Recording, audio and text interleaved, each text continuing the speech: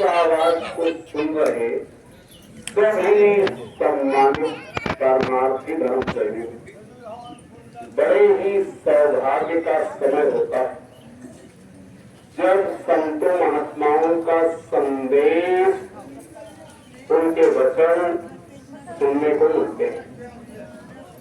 घर गृहस्थी के काम काज, दुनिया के काम काज जीवन भर चलते रहेंगे।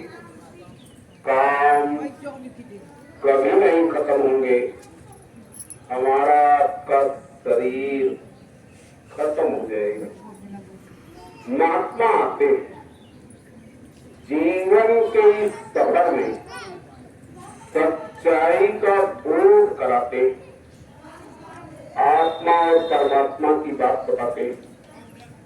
ऐसे ही समय के परम संत बाबा जय गुरुदेव जी महाराज अपने जीवन काल में जीवों को सच्चाई का बोध कराते रहे, आत्मा और परमात्मा की बात बताते रहे। बाबा जय गुरुदेव जी महाराज का संदेश लेकर हम आपके बीच आए हुए। आप सबका दर्शन दीदार पाकर हम अपने आप को धन्य मानते। आप लोग बाबा जी का संदेश सुन लो, सुनने के बाद उस पर विचार करना, समझ में आए मतलब की बात है तो मान लेना, और ये समझ में आए बाबा अपने मतलब के लिए कहते हैं तो मत मानना। बाबा जी कहते थे हित अनहित पशु पक्षी जाना। हे प्रेमियों, पशु पक्षी भी फायदा नुकसान समझते, आप तो मनुष्य। बाबा जी कहते थे हम तो आपको देवता समझते। आप सब देव तुल्य हो, देव बुद्धि से सोचो और अपने भलाई के लिए कुछ कर लो। जिंदगी जा रही, अगर ये जीवन चला गया तो दोबारा मिलने वाला नहीं। सारी धरती का धन ऐसे थाल में सजाकर किसी को दो और उससे कहो दोबारा मनुष्य शरीर दिला दो। आपको कोई दिला नहीं सकता। भगवान की जब विशेष दया जीव पर होती तब भगवान जीव को मनुष्य शरीर दे देता। इससे बड़ी दया भगवान के पास दूसरी है ही नहीं जो जीव के ऊपर कर दे। बाबा जी बताते थे इस मनुष्य शरीर में जो अधिकार भगवान ने दे रखा है वह अधिकार भगवान के पास स्वयं नहीं। ये बात आपको बहुत ताजुब से लगती होगी। वैसे रामचरितमानस में यह लिखा है बड़ी भाग्य मानुष तन पावा, सूरज दुर्लभ सब ग्रंथ निगावा। यह मनुष्य शरीर बड़े भाग्य से मिला। यह देव दुर्लभ शरीर, तो देवताओं को क्यों दुर्लभ? ये जितने देवी देवता सबका समय है पीरियड, समय पूरा होता है सबको मरना पड़ता है। मरने के बाद कोई देवी देवता दोबारा देवी देवता नहीं बनता। ये क्या बनते? ये बड़े बड़े शेष साहूकार बादशाह बनते, और जब इनसे गुनाह बनते तो इनको भी अपने कर्मों की सजा नरक 84 में भोगना पड़ता। कोई देवी देवता अपने प्रभु के पास नहीं जा सकता। मुक्ति मोक्ष नहीं पा सकता। ब्रह्मा विष्णु महेश इनका भी समय पूरा होता है, इनको भी मरना पड़ता है। मरने के बाद ये बड़े बड़े चक्रवर्ती बादशाह बनते। चक्रवर्ती बादशाह उनको कहते हैं जो राजाओं के राजा होते, और जब इनसे गुनाह बनते इनको भी अपने कर्मों की सजा नरक 84 में भोगना पड़ता है। ब्रह्मा विष्णु महेश वैसे ताकत तो इनमें बहुत तीन, ये देखो सृष्टि का संचालन करते, लेकिन ये प्रभु को नहीं पा सकते। 3 लोक के भगवान अपने स्थान पर बैठे बैठे प्रभु का दर्शन तो कर रहे, लेकिन प्रभु के घर जा नहीं सकते।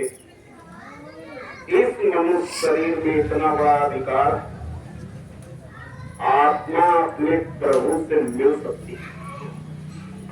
हे मनुष्य, इतना बड़ा अधिकार पाने के बाद इसी दुनिया के काम में ये जिंदगी चली जाती।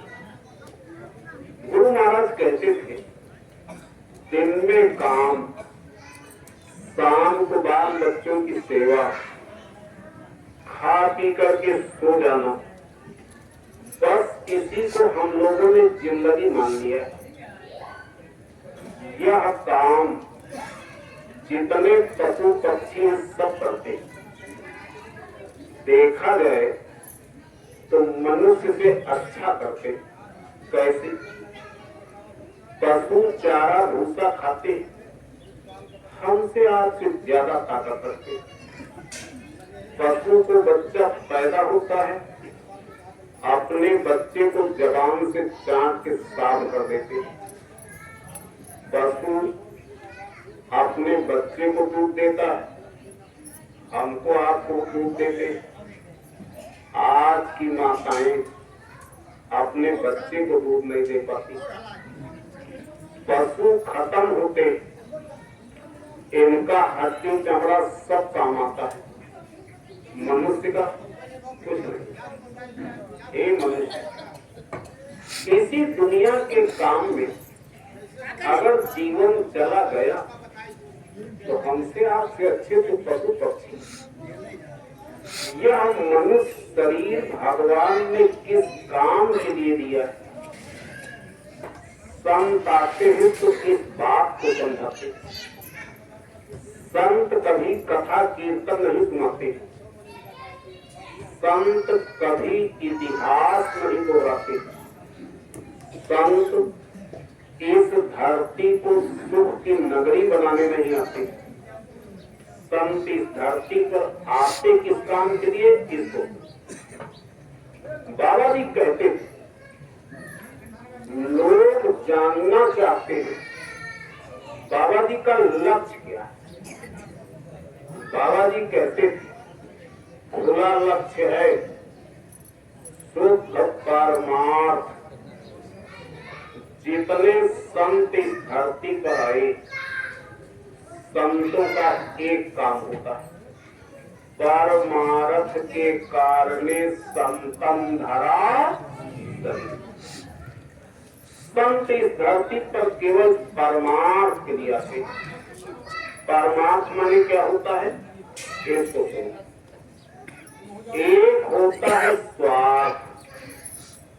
स्वार्थ का मतलब अपना फायदा। तो ये सारी दुनिया स्वार्थ की। एक रिव्यू, जब तक आपके शरीर से स्वार्थ निकलेगा, ये दुनिया आपकी पूजा करेगा, और जब स्वार्थ नहीं निकलता तो कोई झूठी आंख देखना पसंद नहीं करता। कैसे? यही शरीर जब बुढ़ापा आता, 4 पाई पर टट्टी पेशाब शुरू हो जाता है, बच्चे सेवा करते करते थक जाते, तो सगा बेटा चारपाई के किनारे खड़ा होता और पिता के मुंह पर ये कहता, हे भगवान, पिताजी को बड़ी तकलीफ, अब इनको छुट्टी दे दो। हे मनुष्य, जिस घर परिवार समाज के लिए आप अपना जीवन खपा देते हो, जब किसी काम के नहीं रहोगे तो यही घर परिवार समाज आपके मरने की प्रार्थना आपके मुंह पर करेगी। ये कथा कीर्तन नहीं, ये आपके जीवन में अभी बीतेगा। महात्मा कथा कीर्तन नहीं सुनाते। लिखा तो ये, स्वार्थ लाय करें सब प्रीति, चोर नर मुनि सबकी यारी। मनुष्य की बात छोड़ो, ये जितने ऋषि मुनि देवी देवता ये सब स्वार्थी होते हैं, ऐसा रामचरितमानस में लिखा। और जो स्वार्थी है उसी की पूजा करते हैं, उसी की पूजा करते। दूसरा है स्वार्थ, दूसरे की भलाई। भूखे को भोजन, प्यासे को पानी, गरीब मोहताज की मदद करना, ये काम परोपकार के काम माने गए। तो आप भी कर देते हो, यथाशक्ति हम भी करते हैं। लेकिन तीसरा है परमार्थ, जिसको कोई नहीं कर सकता।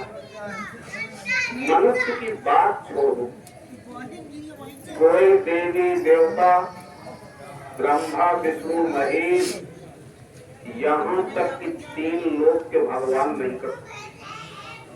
ऐसा लिखा, 3 लोक 9 खंड में गुरु से बड़ा न कोई, करता करे न कर सके, गुरु करे तो।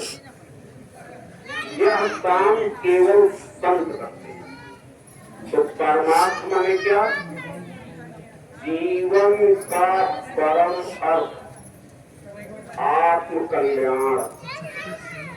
परमात्मा ने होता है आत्म कल्याण, जीव कल्याण।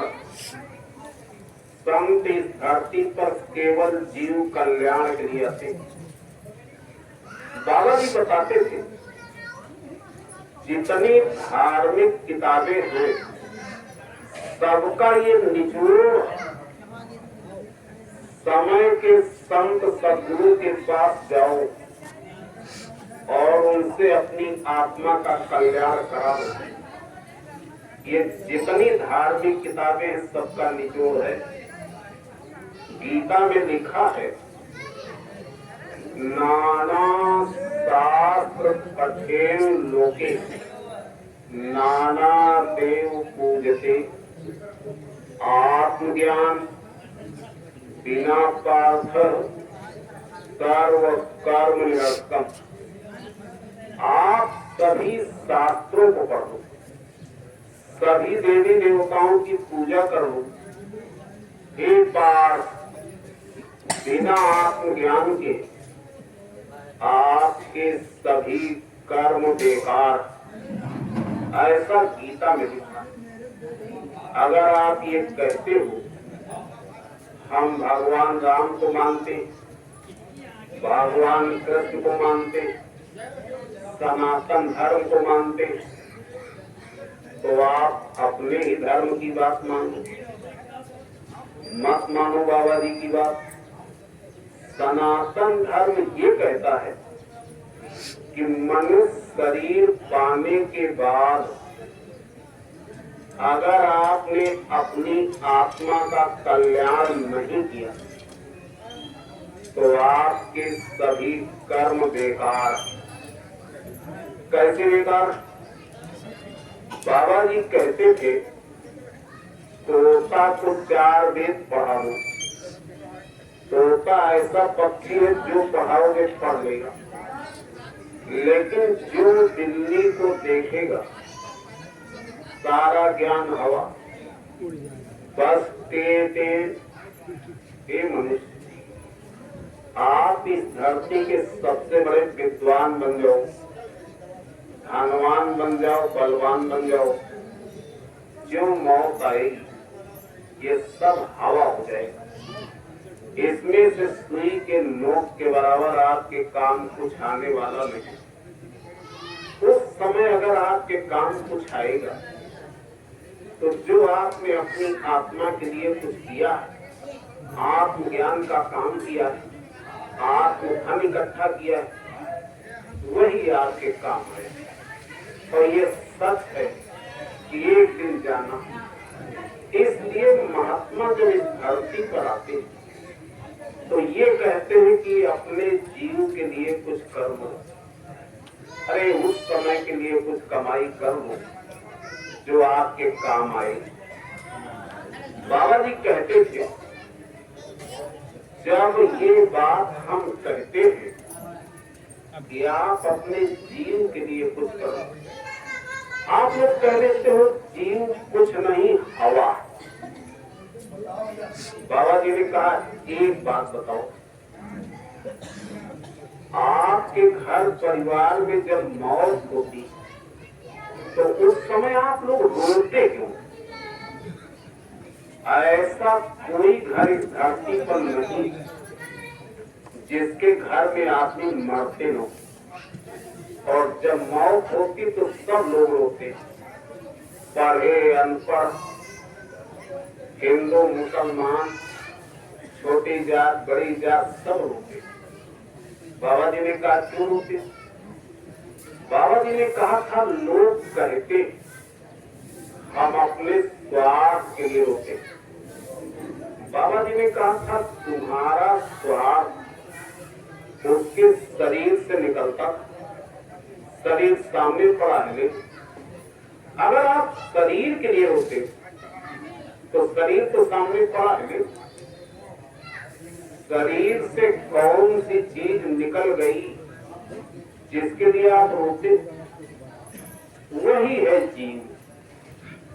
आपका सगा बेटा आपको पिताजी कहता, पैर छूता है, जीव निकलने के बाद पिताजी नहीं कहेगा। क्या कहेगा? पिताजी तो चले गए। अब आप विचार करो, पिता कौन था जो चला गया? शरीर तो पड़ा। जो बेटा आपका पैर छूता वही बेटा इस शरीर को ले जाएगा, आग पर रख करके और बांसों से उलट पुलट के जलाएगा। बाबा जी ने कहा इससे बड़ी बेइज्जती और क्या हो? हे मनुष्य, आपकी इज्जत तब तक है जब तक शरीर में जीव निकल जाने के बाद लोग ऐसे मिट्टी उठाते और ऐसे मिट्टी डालते। बाबा जी ने कहा था ये बच्चियां अपने पति के लिए सगे माता पिता परिवार को छोड़ देती। पति के शरीर से जीव निकल जाए और कह दिया जाए आज रात भर इस मुर्दा के पास अकेले बैठ जाओ, कोई बच्ची बैठ नहीं सकती। अरे जिस पति के साथ जिंदगी बिता लेती, जीव निकल जाने के बाद एक रात नहीं बिता सकती। हे मनुष्य, सारा खेल तो जीव का। शरीर में हाथी के बराबर ताकत हो, जीव निकल जाए सारी ताकत खत्म। चाहे जितने बड़े डॉक्टर इंजीनियर, जीव निकल जाए सारा ज्ञान खत्म। सुख दुख जीव को, इस शरीर को कभी दर्द नहीं होता। बड़ा ताज्जुब लगता होगा कैसे? शरीर पर डंडा मारो, इसको काटो, दर्द होगा। जीव निकल जाए, इसको काटो, डंडा मारो, जलाओ, नहीं दर्द होगा। एक देवियों, सारी शक्ति, सारा ज्ञान, सारा आनंद, सुख दुख ये जीव में होता है। जीव की ताकत से आपका शरीर चलता है। अब सवाल है जीव आपके शरीर में है कहां पर? थोड़ा मेरी तरफ देखो। बाबा जी बताते थे दोनों आंखों के पीछे मध्य भाग में एक दोदल कमल है। ऐसे गुरु महाराज दिखाते बहुत बारीक, किसी भी दूरदर्शी यंत्र से उसको देखा नहीं जा सकता। उसी में जीव बैठा। जीव इतना छोटा है, बालू के कण के मशीन से लाख टुकड़े कर दो, उससे छोटा है जीव। ऐसा बाबा जी बताते थे। सवाल है यह जीव किस तरह का है? जितने संत आए सबने एक ही बात बताया, आत्मा परमात्मा का अंश है। जिस तरह का परम पिता परमात्मा उसी तरह की आत्मा। अब परमात्मा किस तरह का है? बाबा जी बताते थे ये जो सूरज आप देख रहे हो, ऐसे करोड़ों करोड़ों सूरज मालिक के एक एक रोम में प्रकाश करते हैं। कोटिन सूरज चांद सितारे रोम रोम में करेंगे। अब आप विचार करो, जब एक रोम में करोड़ों सूरज प्रकाश करते तो कितना बड़ा शरीर होगा, कितने रोम होंगे, कितना प्रकाश होगा। उस मालिक के बारे में आज तक न तो कोई कुछ कह पाया और न कह पाएगा। ये अकथ कहानी, उसी का अंश ये आत्मा। आत्मा एक प्रकाश है। क्या है? देखो आप लोग सुनने आए हो और हम सुनाने आए। हम सुनाए और आपकी समझ में कुछ ना आए तो मेरा सुनाना और आपका सुनना दोनों बेकार। इसलिए हम आपसे कुछ पूछ लेते। जब आप थोड़ा ध्यान से सुनोगे तो बात समझ में आएगी, और नहीं तो ये ऐसा विषय है नींद आ जाएगी। और हम गए थे लखीमपुर, वहाँ एक बुजुर्ग आदमी थे, उम्र लगभग 90 साल, लेकिन बिना चश्मा के पढ़ते थे। तो एक धार्मिक किताब पढ़ करके हमको सुना रहे थे। कथा सुनाने वाला पान सुपारी तंबाकू खाकर अगर सुनाता है तो उसको सुअर का जन्म मिलता है। किसका जन्म? सुअर का। और कथा में सुनने वाला बैठ कर सोता है तो उसको अजगर का जन्म मिलता है। थोड़ा दया करो अपने ऊपर, याद करके सुन लो। आत्मा एक प्रकाश है। प्रकाश में कुछ गुण होते हैं। जैसे आपके सामने सूरज का प्रकाश फैला, इसको आप तलवार से काटो, सारी धरती के बम डाल दो, प्रकाश कभी नष्ट नहीं होता। सभी समुद्रों का पानी डालो, ये सड़ेगा नहीं। आग बरसा दो, जलेगा नहीं। चाहे जितनी तेज हवा चला लो, ये उड़ेगा नहीं। गीता में लिखा है, नयनम छिंदम तिसत्राणि नयनम दहति पावका न चैनम क्लेदन्त्यापो न सूसयति मरुतः। आत्मा को तलवार काट नहीं सकती, पानी सड़ा नहीं सकता, अग्नि जला नहीं सकती, पवन उड़ा नहीं सकता। रामचरित मानस में लिखा है, ईश्वर अंश जीव अविनाशी। ये जीव अविनाशी, ये कभी नष्ट नहीं होता। सवाल है, जब जीव अविनाशी तो जीव को होता क्या है? क्यों महात्मा कहते हैं कि अपनी आत्मा के लिए कुछ करो? इसको तकलीफ क्या है? वैसे बड़े बड़े विद्वान ये कहते हैं, जिस तरह से कपड़ा पुराना होता है, पुराना कपड़ा उतार करके हम लोग नया पहन लेते हैं, इसी तरह से जब शरीर पुराना होता है तो आत्मा पुराना शरीर छोड़ देती और नया शरीर धारण कर लेती। ये बात शायद भगवान कृष्ण ने अर्जुन को भी समझाया था जब अभिमन्यु मारा गया। लेकिन संतों का उपदेश वेद थके, ब्रह्मा थके, खाके शेष महेश, गीता हूं की गम नहीं जहां सतगुरु का उपदेश। संतों का उपदेश इन सब से परे का। तो विद्वानों ने तो कहा कि जैसे कपड़ा बदलते वैसे आत्मा शरीर बदल देती है। लेकिन संतों ने क्या कहा?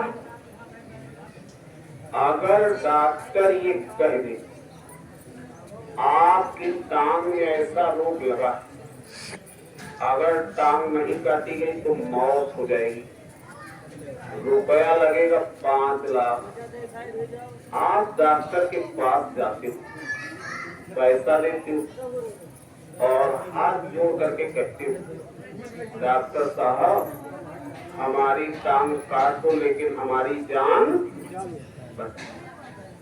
भगवान न करे वो दिन देखना पड़े, जरूरत पड़ जाए तो आदमी दोनों टांगे कटा सकता है लेकिन मरना नहीं चाहता। हे प्रेमी, ना आप मरना चाहते हो ना हम मरना चाहते। आपने देखा होगा लोगों की दोनों आंखें चली जाती, एक गिलास पानी के लिए मोहताज, लेकिन मरना वो भी नहीं चाहता। यहाँ कोई मरना नहीं चाहता। इस धरती का नियम है, यहाँ जो पैदा हुआ है वो मरेगा, जो मरेगा फिर पैदा होगा। यहाँ जन्म और मौत का चक्कर चलता है। संतों ने ये कहा है जन्मत मरत दुसह दुख हो। जन्म लेने में मरने में बहुत दुख होता है और कपड़ा बदलने में दुख होता है। अरे खुशी खुशी बदलते हो, हंसते हो, लेकिन हंसते हंसते मरता नहीं। महात्माओं ने लिखा कि जन्म लेने में मरने में बहुत दुख। इसलिए हे प्रेमी, इस धरती पर कोई सुखी नहीं। संतों ने कहा ये दुख की दुनिया, नानक दुखिया सब संसारा। अरे सबके सामने तो मौत खड़ी। कबीर साहब ने लिखा है कुशल कुशल सब पूछते, कुशल रहा ना कोई।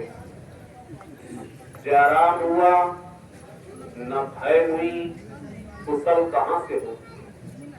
हम लोग जब एक दूसरे से मिलते, दुआ बंदगी नमस्कार के बाद पूछा जाता है भैया ठीक है, बड़े प्यार से हम लोग कहते भैया सब ठीक। लेकिन कबीर साहब ने कहा इस धरती पर किसी का ठीक नहीं। क्यों? जरा हुआ न भय हुई, कुशल कहाँ से हो। जरा कहते हैं बुढ़ापा को और भय कहते हैं मौत को। हे प्रेमी, अभी बुढ़ापा आ रहा। बुढ़ापा जीवन का सबसे दुखदायी समय होता है।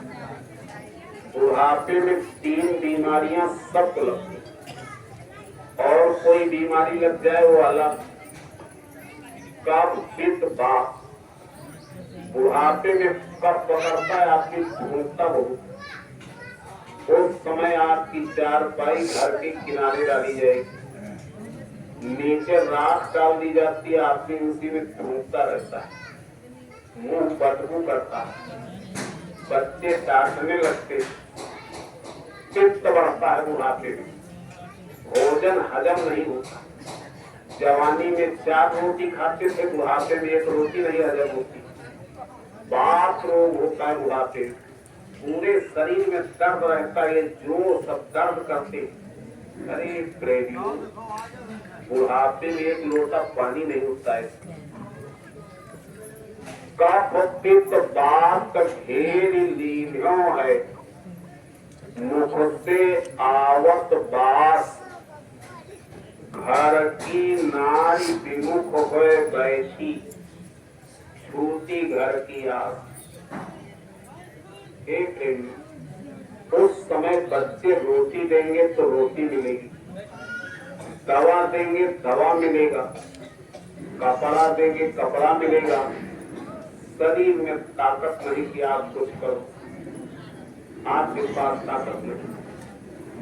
बुढ़ापे में मनुष्य दूसरे के अधीन हो जाता है और पराधीन सपने हो सुख नहीं। बुढ़ापे में कहाँ सुख, वो तो मुसीबत के दिन है, टाइम पास करना रहता है। ये जितने पशु पक्षी, जितने जीव इस धरती पर, सब बुढ़ापा आता है। अरे पक्षियों को जब बुढ़ापा आता है उड़ नहीं पाते, कुत्ते बिल्ली नोच नोच के खाते जीती। जंगलों में पशु हैं, बुढ़ापा आता है, बैठ गए तो खड़े नहीं हो पाते, खड़क के मारते। उनको कोई दाना पानी देने जाता है। उस मांसाहारी जीव वो जीते जी नोच नोच के खाते। यह जो दशा है जीव की इस तरफ, यहाँ कौन सुखी, कोई नहीं सुखी। ये दुख की नगरी और भी आपके सामने बुढ़ापा रहा। 1 करोड़ वाला इंजेक्शन 3 टाइम लगाओ, जवानी नहीं आएगी। ये ऐसा रोग है, सबको लगता, चाहे अमेरिका, लंदन, जापान, कहीं भी। यहाँ हर जीव दुखी, इसके आगे मौत खड़ी। अभी आपको मरना पड़ेगा। इसलिए हे प्रेमी, इस दुनिया में कोई सुखी नहीं, यह दुख की दुनिया। बाबा जी ने कहा था, जीव का एक स्वभाव है। क्या स्वभाव? हर जीव सुख चाहता है, हर जीव सम्मान चाहता है, हर जीव शांति चाहता है।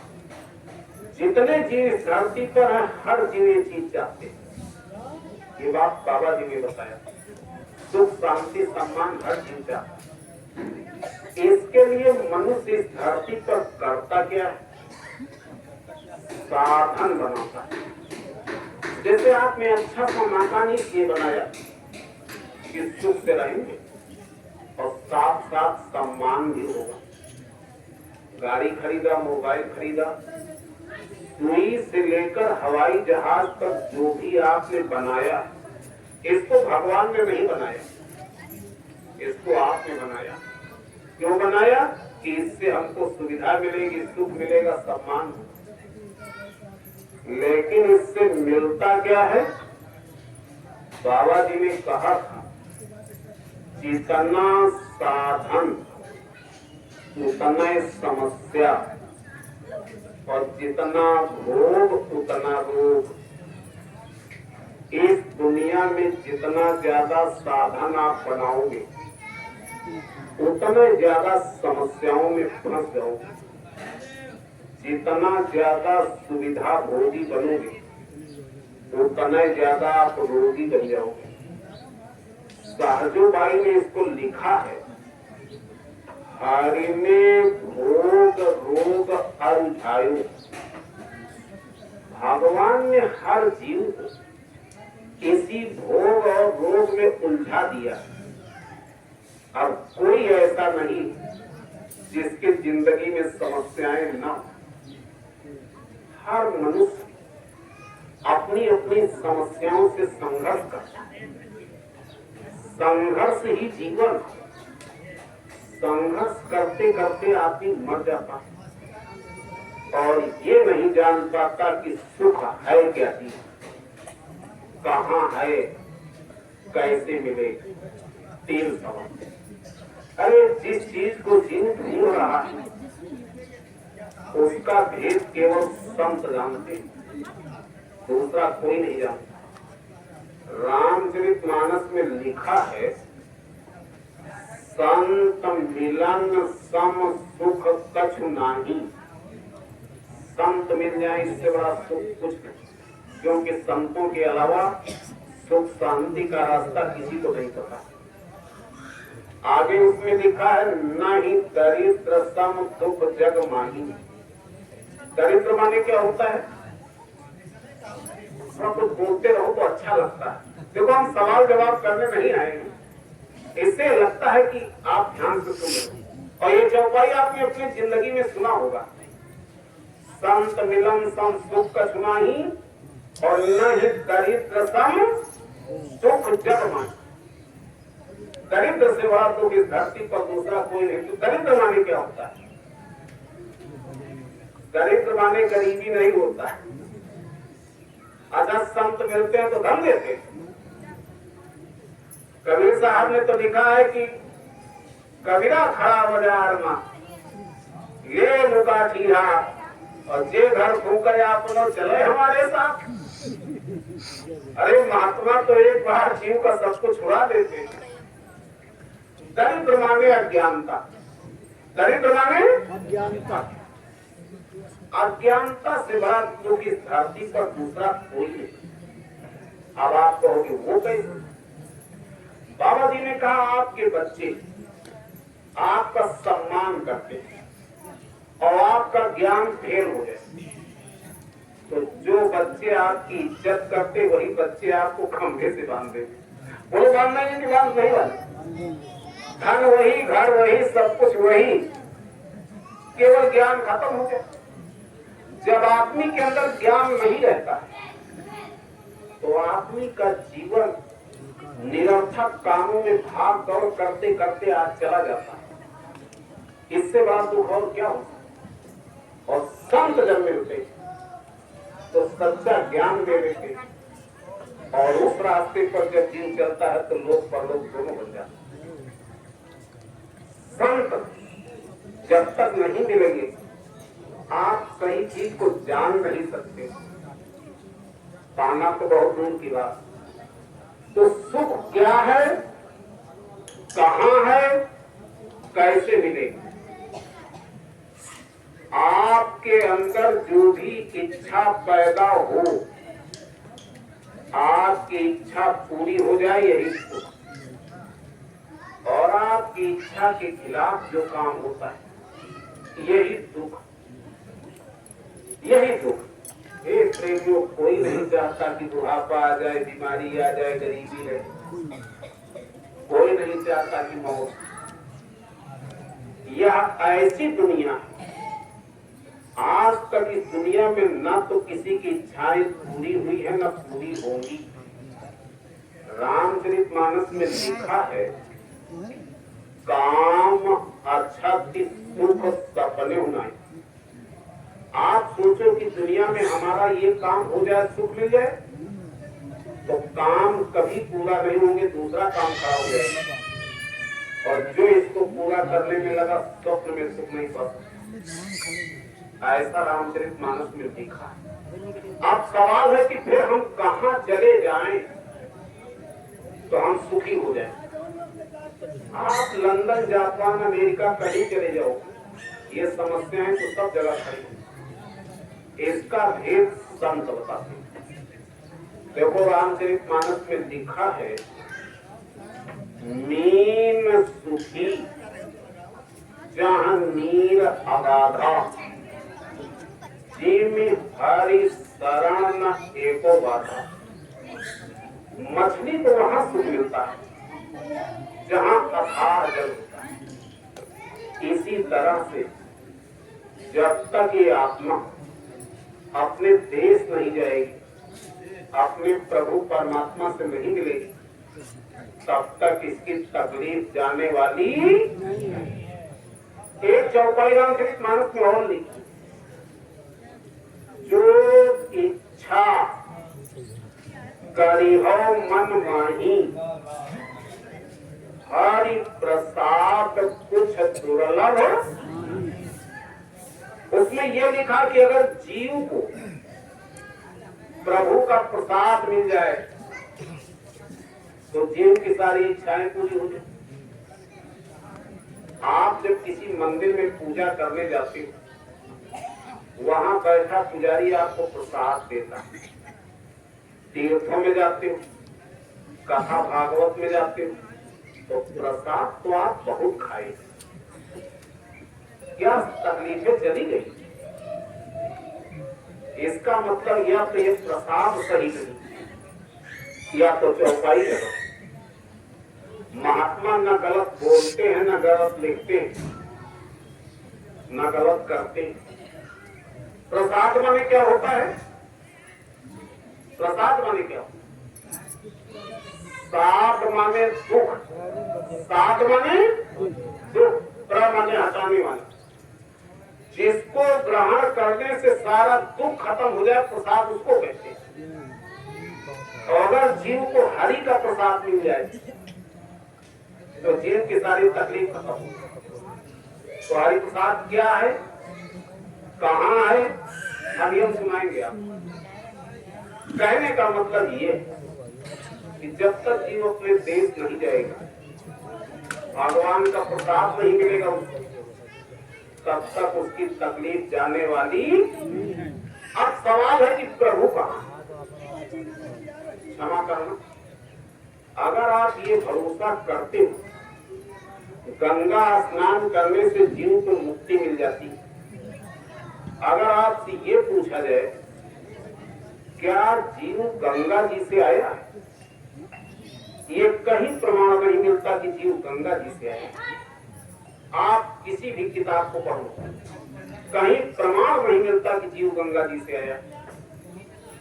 बाबा जय गुरुदेव महाराज ने कहा था, गंगा के किनारे खड़े होकर देखो, मछुआरे लोग जाल डालते, मछलियों को पकड़ते और उन पर छुरी चलती। हे मनुष्य, जिसको गंगा में जन्म मिला उस पर तो छुरी चल रही। आप कैसे मान लेते हो कि एक दिन 2 दिन स्नान से मुक्ति मिल जाएगी? तो ये आत्मा गंगा जी से नहीं है, न किसी तीर्थ से आई, न मंदिर से आई, न मस्जिद से आई, न हिंदू की है, न मुसलमान की। शशि पर सूरज, सूरज पर शशि है, ताऊ पर मठ छावा है। वह घर हमका को न बतावा, जीव जहां से आवा। जीव कहां से आया, यह भेद केवल संत जानते। वैसे यहाँ तो बताएंगे, दुर्गा जी की पूजा करो, शंकर जी की पूजा करो, गंगा स्नान करो, लेकिन ये किसी ने नहीं बताया कि जीव का मालिक कौन। ये जीव न शंकर जी का है, न दुर्गा जी का है, न किसी देवी का है, न देवता का है। जब ये बात कही जाती तो कितने लोग नाराज हो जाते। क्यों नाराज होते? वो ये कहने लगते हैं कि जय गुरुदेव वाले देवी देवता नहीं मानते, गंगा यमुना नहीं मानते। महात्माओं के सामने समस्या खड़ी हो जाती है। अगर वो ये कह दे कि जो पूजा करते इससे आपका उद्धार हो जाएगा, तो होना नहीं। कितने लोग तो कहते गंगा के घाट पहुंचते रहे, आप जय गुरुदेव को मानते, हम शंकर जी को मानते, कोई कहता बजरंगबली को मानते, कोई कहता दुर्गा जी को मानते, कोई कहता गंगा स्नान करते। लोग ये कहते सबका एक है मतलब। ऐसा है, ऐसा है नहीं, ये आपकी सोच, ये आपकी सोच। देखो जब ये बात आती है तो लोग नाराज हो जाते हैं कि जय गुरुदेव वाले देवी देवता गंगा यमुना नहीं मानते। अब महात्मा अगर कह दें कि ये पूजा करो उद्धार हो जाएगा, तो होना नहीं। और जब सही कहते तो आप बुरा मानते। हाँ कहूं तो है नहीं, ना कहे अति कष्ट, याही ते संत जन कही न सके स्पष्ट। इसलिए महात्मा अपनी बात इशारे में कह देते। जो इशारे को नहीं समझता तो महात्मा चुप हो जाते। बाबा जी ने इशारे में क्या कहा, जैसे स्त्री होती है, स्त्री का एक पति होता है, स्त्री अपने पति को छोड़कर दूसरे से प्रेम कर ले, उसका जूठा खाए, उसका दिया कपड़ा पहने और यह बात उसके पति को मालूम हो जाए तो पति नाराज होगा कि खुश होगा? नाराज। बाबा जी ने कहा था बस इसी तरह से ये आत्मा परमात्मा का अंश, ये प्रभु का अंश। और जब आप अपनी आत्मा को पानी, पत्थर, तीर्थ, मूर्त, देवी देवता के स्थान पर झुकाते हो, रास्ते में जा रहे हो, पीपल का पेड़ लोगों ने चबूतरा बना दिया, 4 लंगोटा टांग दिया, वहां भी सर झुकाते हो। अरे मनुष्य, ये आत्मा पीपल के पेड़ से आई, नीम के पेड़ से आई। बाबा जी ने कहा था जिस तरह से स्त्री अपने पति को छोड़कर दूसरे से प्रेम कर ले तो उसका पति नाराज हो जाता है, इसी तरह से जब इस आत्मा को आप पानी, पत्थर, तीर्थ, मूर्त में झुकाते हो तो उसका प्रभु नाराज हो जाता है। ऐसी आत्मा का कभी स्वप्न में उद्धार नहीं, ऐसा लिखा है। नारी कहावे तीव रही और संग सोए, यार पुरुष मन में बसा, खुशी खत्म कर। आपका तो दिल पानी पत्थर में लगा, ये बताओ प्रभु कैसे मिले? इसलिए जितने संत आए सबने ये बात कहा, करो जतन सखी साईं। अरे अपने प्रभु की तलाश करो। बाबा जी ने ये कहा है संत मत में पैर छूना और छुआना दोनों गलती। इस आत्मा को केवल प्रभु के चरणों में झुकाना चाहिए। दूर से प्रणाम कर लिया तो सबको करूं प्रणाम जोर कर, लेकिन नहीं कोई गुरु समझा। सबको प्रणाम करो, सबका सम्मान करो, लेकिन इस आत्मा को केवल प्रभु के चरणों में झुकाना चाहिए। बाबा जी ने ये भी कहा देवियां अपने पति का पैर छुए, दूसरे के पति का पैर नहीं छूना चाहिए, ये कलयुग। ऐसा बाबा जी ने कहा। अब सवाल है कि इसका प्रभु है कहां और कैसे मिलेगा, यह विषय हम सुनाएंगे बाद में। इससे पहले सवाल का होता है कि जब आत्मा परमात्मा का अंश, तो आत्मा अपने परमात्मा से अलग क्यों? कौन सी ऐसी चीज है जो हमको हमारे प्रभु से मिलने नहीं दे रही? हमको हमारे प्रभु से अलग किए। हम अपने प्रभु से अलग क्यों है, उसका कारण क्या? पहले आप इसको सुनो, फिर आपको सुना देंगे कि कैसे प्रभु मिलेगा। यही 2 विषय सुना के बंद कर देंगे। तो देखो, नाराज मत होना, हमने हाथ जोड़कर कहा हम सवाल जवाब करने नहीं आए। आपने बहुत सत्संग सुना। ये बताओ कौन सी चीज है जो हमको भगवान से नहीं मिलने देती? माया। और वैसे लोग यही मानते हैं, ये मन माया भगवान से नहीं मिलने देती। बाबा देवभूपेंद्र महाराज ने कहा इस कलयुग में अगर आपने घर छोड़ दिया, साधु बन गए, जंगल चले गए, तो स्वप्न में भगवान नहीं मिले। जब तक ये शरीर है तब तक आपको मन माया की जरूरत, इसको छोड़ना नहीं। दूसरी बात, रामचरितमानस में ये लिखा है, सतयुग योगी सब विज्ञानी। सतयुग में सभी योगी विज्ञानी सब प्रभु के घर आते जाते थे। ये बताओ उस समय मन था कि नहीं था? मन तो उस समय भी था, माया तो उस समय भी थी, तो सब आते जाते। इसका मतलब मन माया बाधक नहीं। गुरु महाराज अपनी जिंदगी की कहानी सुनाते थे। गुरु महाराज सुनाते थे, गर्मी का महीना, पैदल जा रहा था, प्यास लगी, एक दरवाजे पर कुआं था, लोटा बाल्टी रखा था, पानी पीने के लिए चला गया। उस समय हैंड पाइप नहीं होते।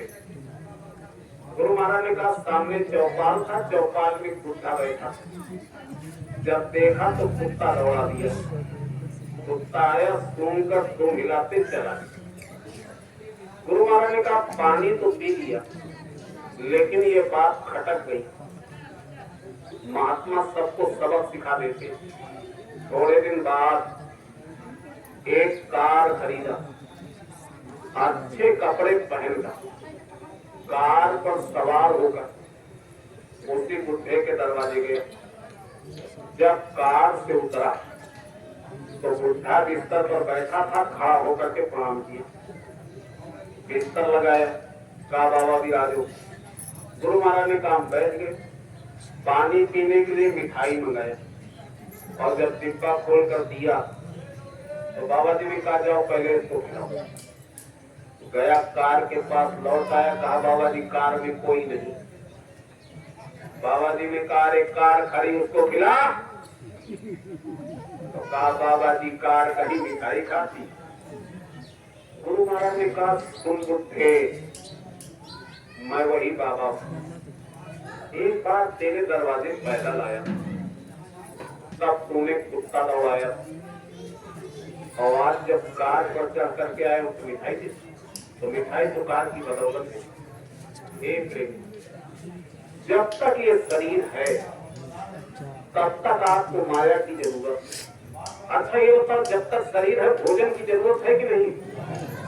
कपड़ा की, बीमार हो गए दवा की, बिना पैसे के मिले। माया छोड़ना नहीं, माया में गुण होता है।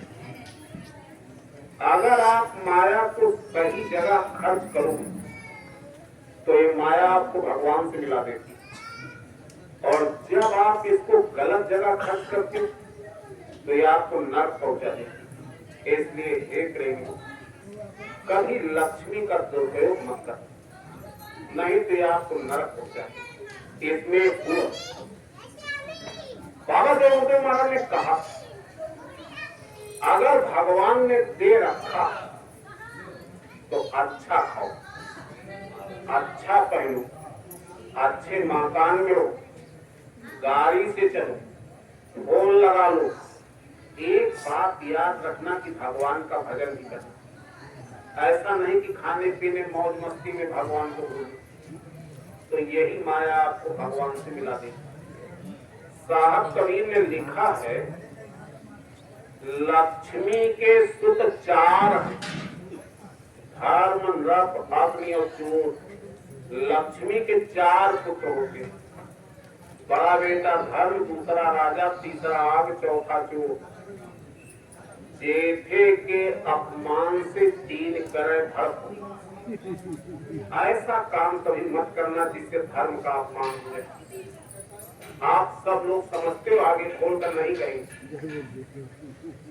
अब पता चला आप शराब पीने लगे तो धर्म का अपमान हो गया, पैसा तो वहां भी लगेगा। ऐसा काम मत करना जिससे अधर्म हो जाए। अधर्म का काम करते वहां भी ध्यान रखता है, और धर्म का अरे देखो इतना बड़ा टेंट लगा है, ये सब हो रहा, तो पैसा तो इसमें भी लगा है, ऐसा तो लगेगा। ऐसा काम मत करना जिससे धर्म का अपमान। दूसरी बात, धर्म की बात आए तो वहां कंजूसी मत कर। बाबा जी ने कहा था, कंजूस का लोक परलोक दोनों चला जाता। कबीर साहब ने तो लिखा था कि चौथाई हिस्सा धर्म का। बाबा जी ने कहा, ये घोर कलयुग है, अब 10वां अंश कम से कम किया करो। कैसे? रात दिन मिला के 24 घंटा होते, 10वां हिस्सा आता है लगभग 2.5 घंटा। उसमें भी गुरु महाराज ने छूट दिया, कहा 24 घंटा में कम से कम 1 घंटा सुबह 1 घंटा शाम भगवान के भजन में समय निकालो, समय निकालो। महीने में 30 दिन होते, अरे 27 दिन अपना काम कर लो, 3 दिन अपने परमार्थ के लिए, अपने जीवन के लिए संगत में चले आया करो, गुरु आदेश का पालन कर दिया करो। ये गुरु महाराज ने कहा इस कलयुग में 10वां अंश। इस तरह से जब आप धन को खर्च करोगे, अपने समय को खर्च करोगे, तो ये आपको भगवान। और अगर आपने समय का दुरुपयोग किया, धन का दुरुपयोग किया, तो ये आपको नरक होगा। बहुत लोग कहते काम क्रोध लोभ मोह अहंकार छोड़ दो, अगर इनको छोड़ दिया तो जिंदा नहीं रह सकते। आप कहोगे वो कैसे? बाबा जी एक कहानी सुनाया करते थे। एक सांप था, उस रास्ते से जो जाता था दौड़ा के काटता था, और जिसको काट लिया मर, रास्ता बंद। एक सच्चे महात्मा उसी रास्ते से जा रहे थे, लोगों ने मना किया, लेकिन महात्मा निडर होते। जब जा रहे थे सांप देखा तो दौड़ा काटने की, तो महात्मा डांट कर बोले, अरे मूर्ख, न जाने कौन सा कर्म किया इतना विस्तर हो गया, अब ये पाप कर्म कर रहा है, इसका क्या होगी? तो रोने लगा। बाबा जी ने कहा था महात्माओं की भाषा सब जानते हैं, जितने जीव हैं पशु पक्षी सब महात्माओं की भाषा जानते हैं।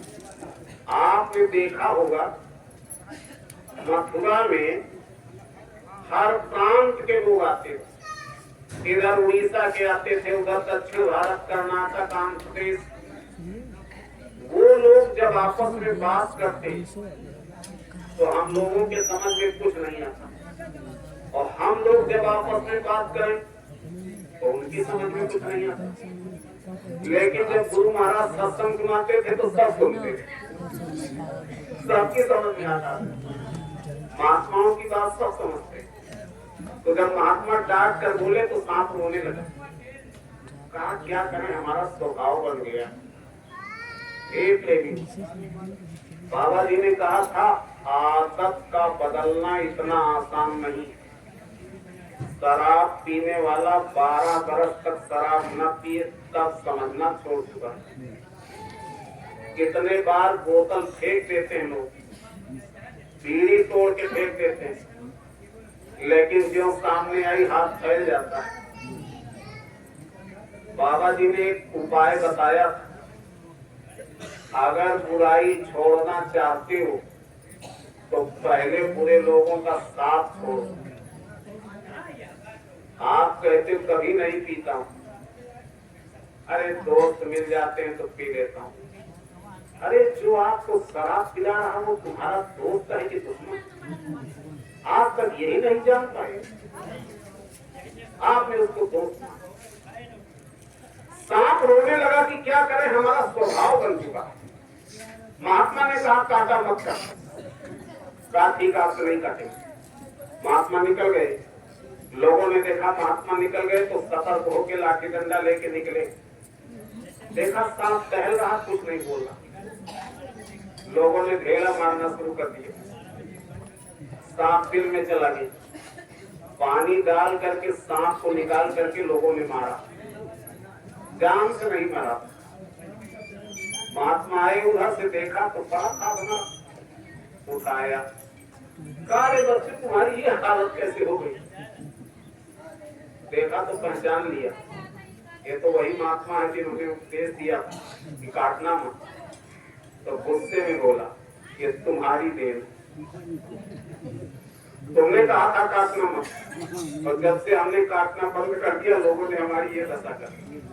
और नहीं तो मेरे नाम पर लोग इतना डरते थे, रास्ता बंद।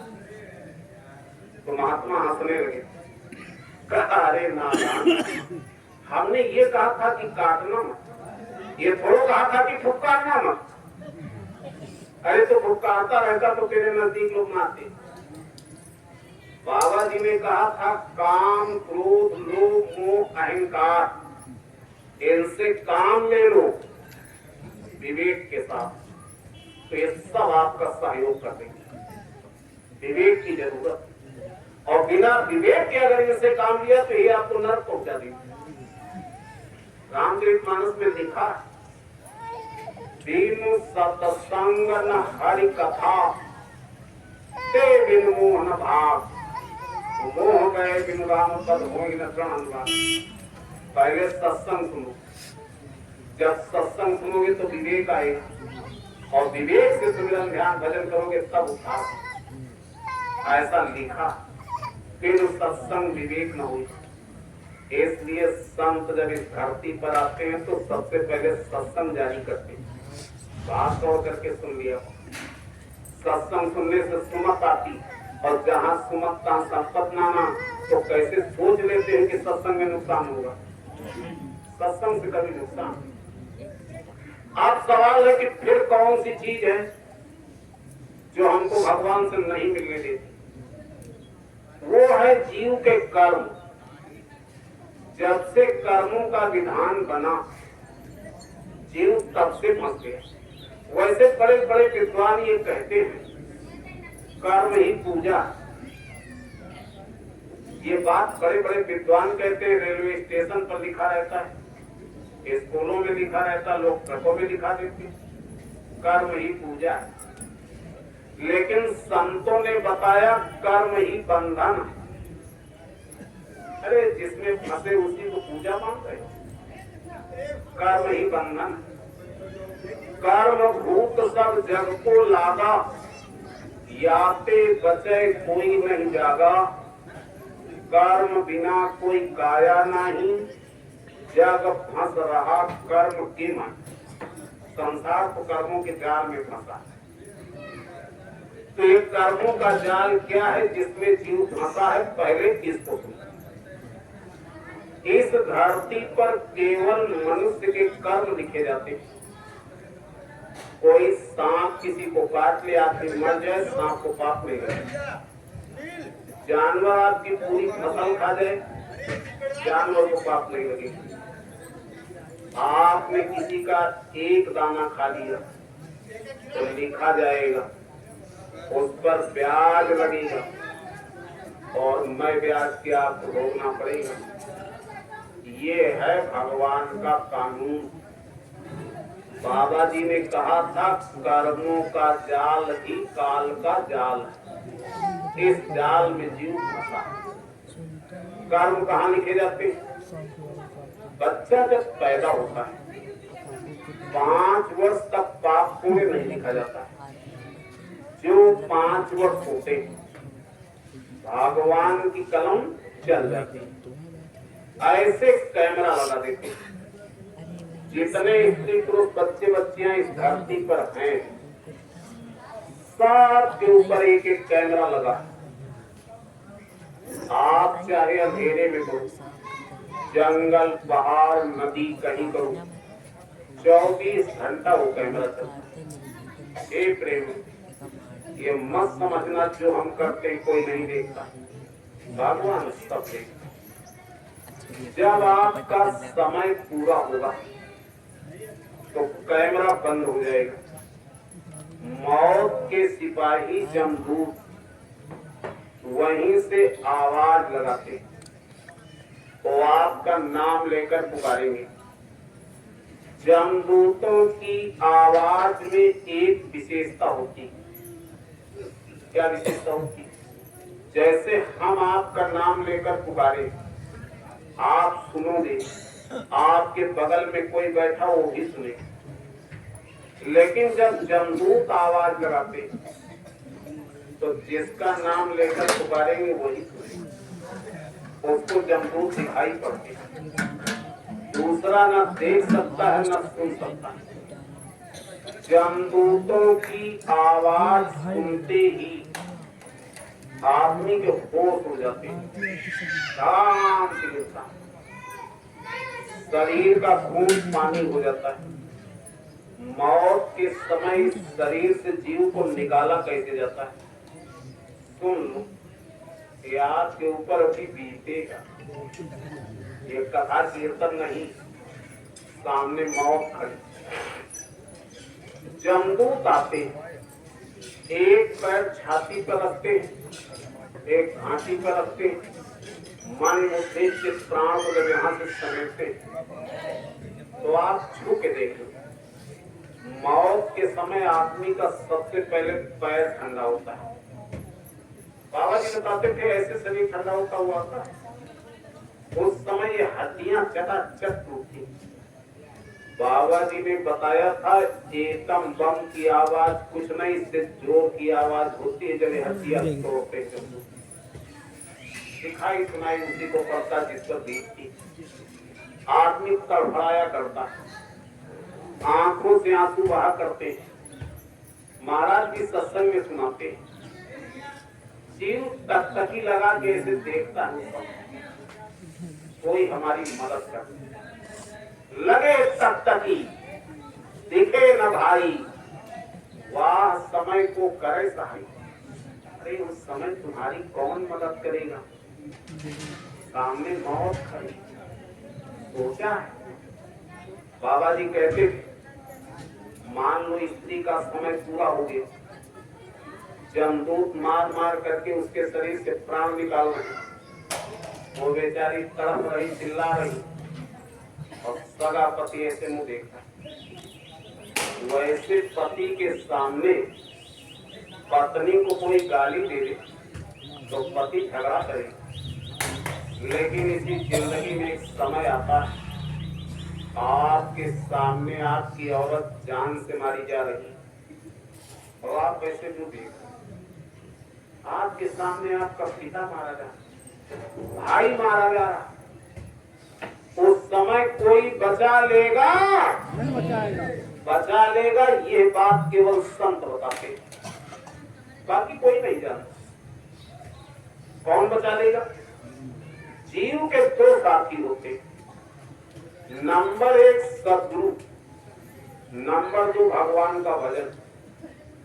अगर आपने किसी सच्चे संत सद्गुरु से नाम लेकर के भगवान का सच्चा भजन कर लिया तो जमदूत आपके नजदीक नहीं आ सकते। अगर इस काम को नहीं किया तो सारी धरती की फौज लगा दो, डॉक्टर बुला लो, आपको कोई बचा नहीं।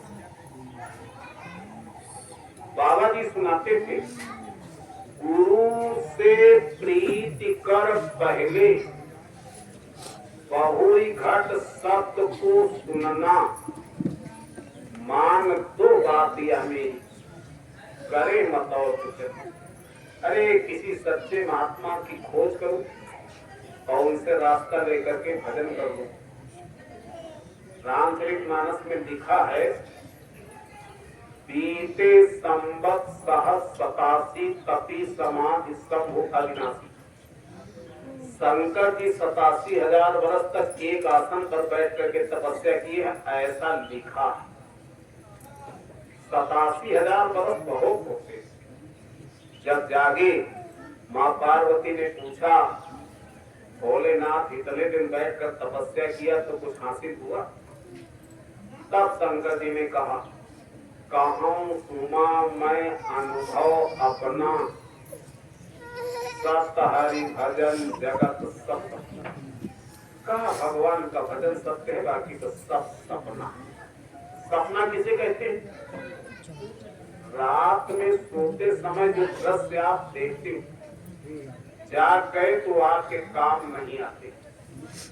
हे मनुष्य, भगवान के भजन को छोड़कर जो कुछ करते हो, आपके काम कुछ नहीं आने वाला। ऐसा रामचरितमानस में लिखा। अरे शंकर जी को मानते हो तो उन्हीं की बात मान। यही बात राम ने कहा, कृष्ण ने कहा, सबने बात। ये सद्गुरु और भजन, ये जीव के साथी, ये कैसे जीव को बचाते अभी बाद में बताएंगे। पहले आप ये सुनो, जब इस शरीर से जीव को निकालते हैं तो कहां ले जाते हैं? बाबा जी ने कहा था, जैसे किसी बदमाश को पुलिस पकड़ती तो रास्ते में मार पीट करके तलाशी ले लेती, बस इसी तरह जब इस शरीर से जीव को निकालते हैं तो रास्ते में जमदूत जीव को बहुत मारते हैं। जीव हाय हाय करके रोता है, चिल्लाता, कहता छोड़। जमदूत कहते थे तूने अपने जीवन में ये काम अच्छा किया, इसका पुण्य तेरे पास दे दे तो छोड़। जीव कहता ले। अरे मार पीट करके जीव के सारे पुण्य छीन लिए जाते। मालिक की अदालत में जीव नंगा खड़ा, वहां आपसे ये नहीं पूछा जाएगा कि आप किस जाति के हो, किस धर्म को मानते हो, वहां आपका कैमरा उतारा जाएगा। बाबा जी बताते अगर आपने अपने जीवन में कभी चोरी किया है तो जहां किया है, जिस तरह से किया है उसी तरह से उसमें छपा। वहां कोई वकील, कोई गवाह, कोई मुख्तार नहीं जाता। ऐसा बाबा जी बताते।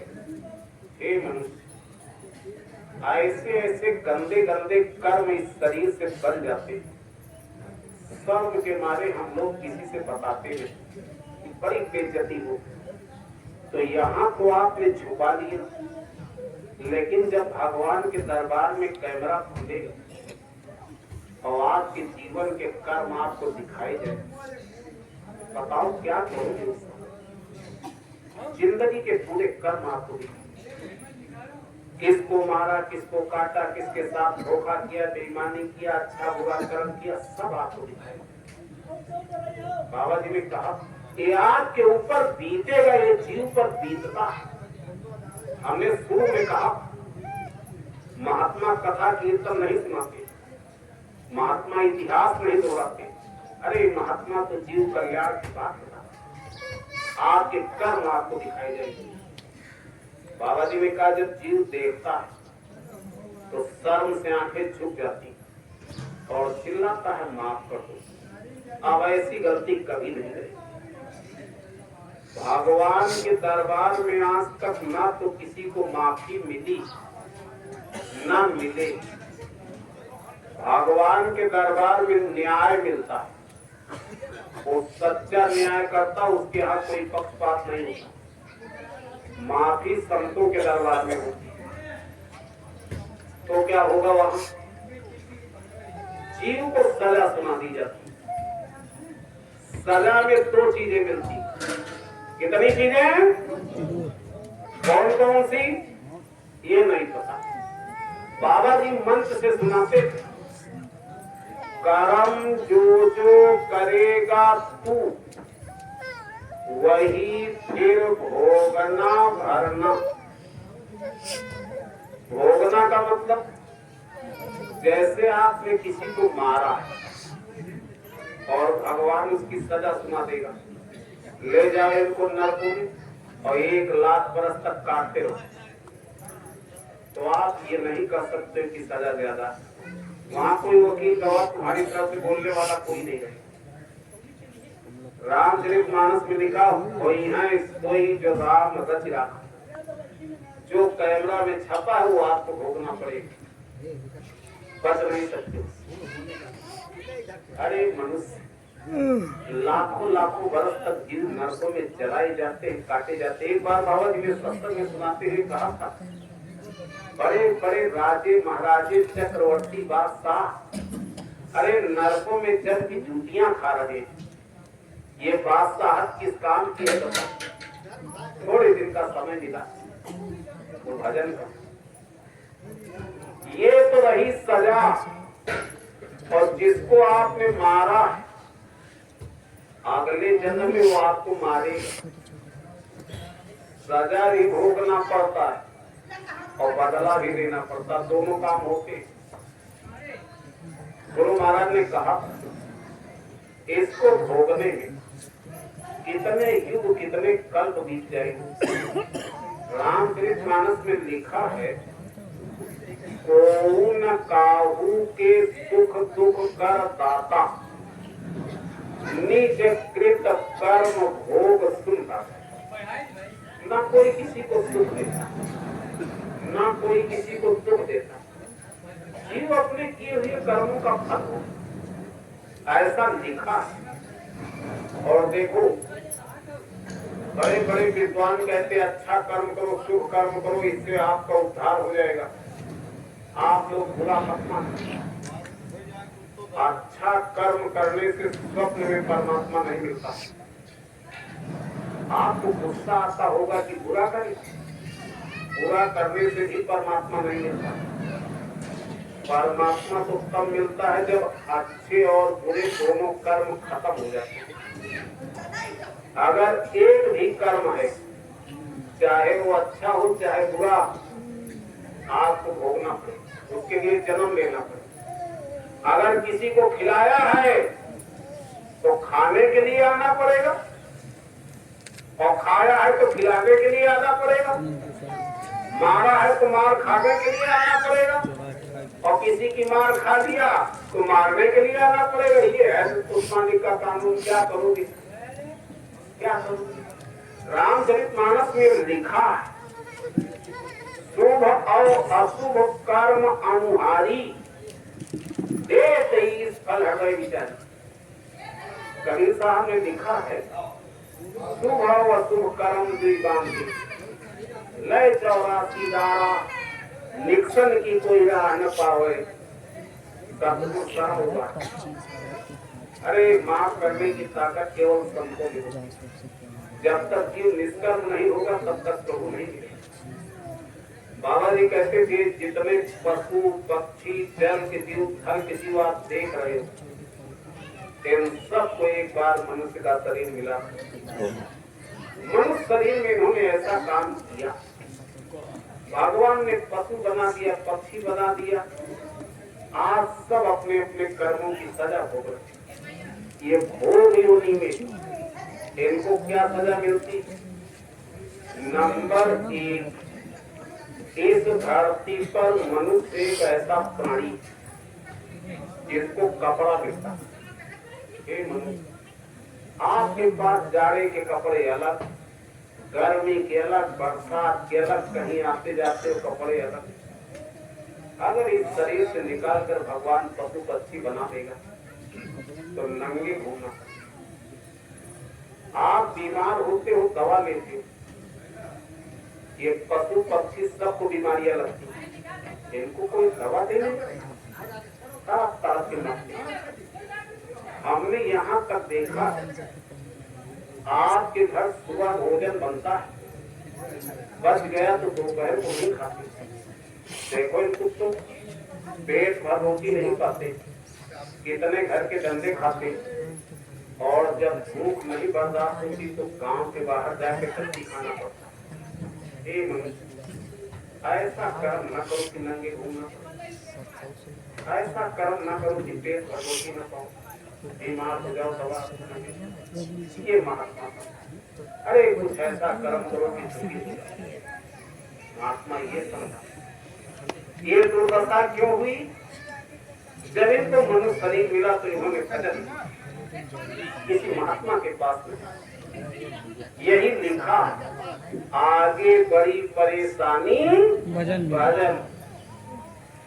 इसलिए महात्मा जब इस धरती पर आते तो ये समझाते कि आप भगवान का भजन करके अपनी आत्मा का कल्याण करें।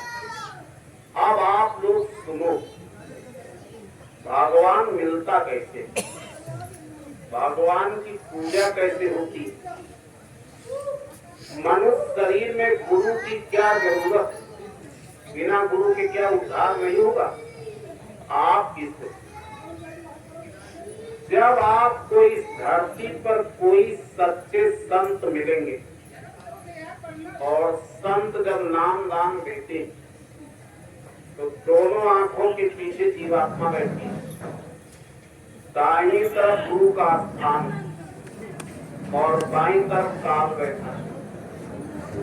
जितने जीव इस धरती पर हैं, सबकी डोरी काल के हाथ में, और काल जैसे नचाता है वैसे जीव को नाचना पड़ता है।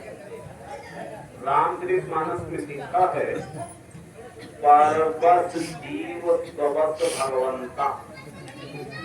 ये प्रेमियों, जीव बेचारा क्या करे, तो परबस काल के हाथ में बंधा। जैसे भगवान नचाता वैसे जीव को नाचना पड़े, क्या करो। रामचरितमानस में लिखा है, जब भगवान राम पंचवटी में बैठे थे, सोने का हिरण बन करके मारीच आया, तो सीता जी ने कहा, यह ही मृग कर अति सुंदर थाला। कहा इसकी बड़ी सुंदर था। भगवान राम ने एक बार तो समझाया, और नहीं मानी तो धनुष बाण लेकर के उसके पीछे।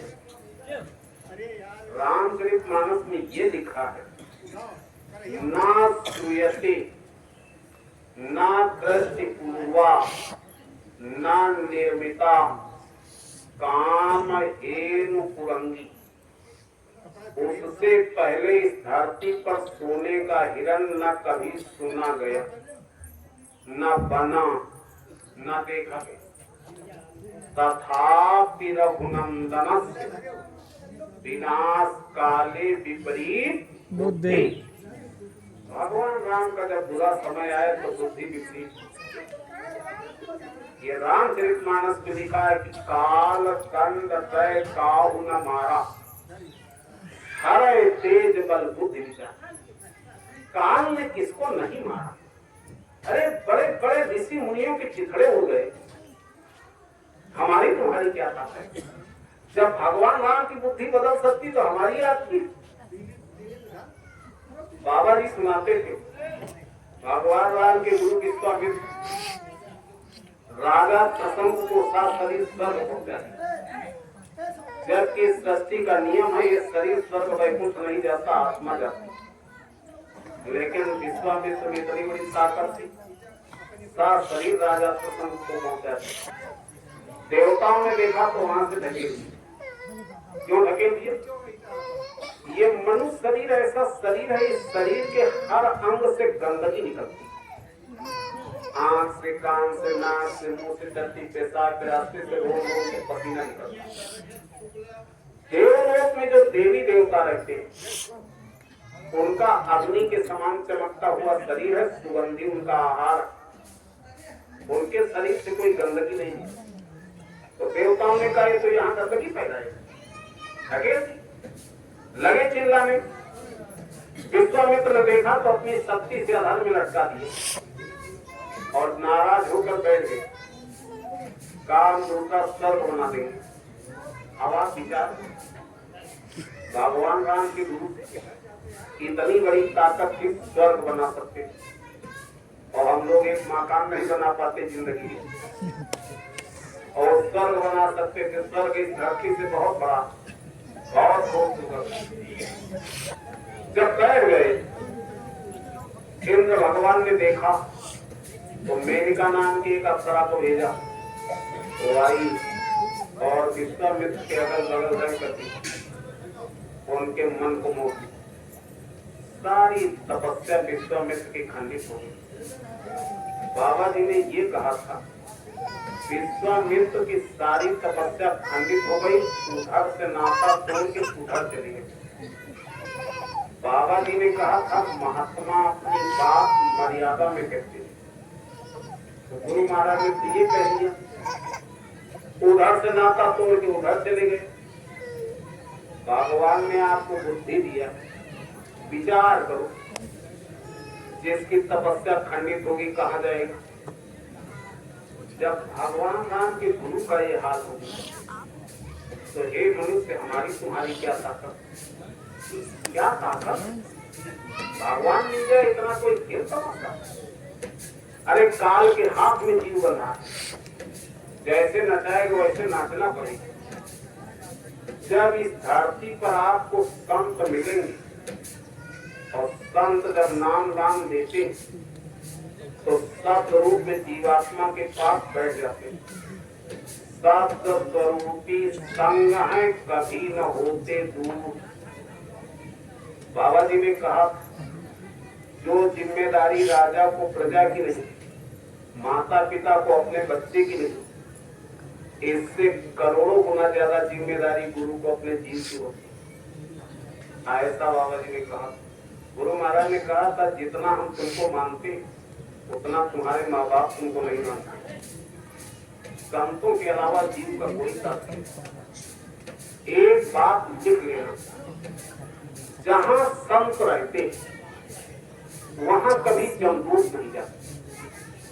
अगर संतों से नाम मिल गया तो आपके पास जमदूत आ नहीं सकते। ऐसा लिखा, कबीर नाम के मिले जल शरीर हो जा, आवत नाही जाल में काल खा।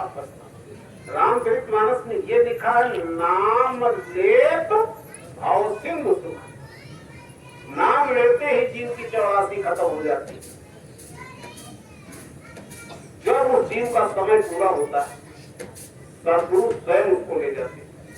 यही लिखा, आया है तो जाएगा राजा रंग फकीर, एक सिंहासन चढ़ चला एक बांधा जाए जंजीर। जब संत नाम दान ले लेते हैं तो जीव के पास कभी जमदूत नहीं जाते। तब रामचरितमानस में लिखा गया था कि नैनन संत दरस नहीं देखा, लोचन मोर पंख कर लेखा। अगर इन आंखों से आपने संतों का दर्शन नहीं किया तो ये समझ लेना कि आपकी आंखें मोर का पंख। इससे अच्छा तो जन्म से अंधेरे। अब इससे कहा महात्मा क्या है? हरि कथा सुनी नहीं काना, रंग अभिभवन समान। अगर इन कानों से संतों से भगवान की कथा नहीं सुना, नाम दान नहीं सुना, तो ये समझ लेना कि आपके कान सांप कभी। ऐसा दिखा रामायण, ऐसा। और क्या करते हैं संत? जीवात्मा की डोरी जो काल के हाथ में, उसको काट देते। यह काम दूसरा कोई नहीं करता। जब काट देते तो जीव निर्भय हो जाता। तब बताते हैं कि भगवान की पूजा कैसे होती, भगवान कैसे मिलता। अब आप इसको थोड़ा मेरी तरफ देखो। दोनों आंखों के पीछे जीव बैठा, यही घाट पर मन को रोक करके आत्मा से परमात्मा का सुमिरन किया जाता है। सुमिरन माने याद करना। कैसे याद करोगे? होठ कंठ हिले नहीं, जिभ्या कहे न नाम, मन मेरा सुमिरन करे तब पावे विश्राम। यही घाट पर मन को रोक करके आत्मा से परमात्मा का सुमिरन होता है। आप क्या करते हो? माला तो करवे फिरे, जीव फिरे मुखमाई, मनुआ तो चौदिस फिरे, या तो सुमिरन ना। ये नहीं, वह सुमिरन संत होता। जब ये आत्मा अपने प्रभु का सुमिरन करती, प्रभु ऐसे देखता कौन मुझे पुकार रहा।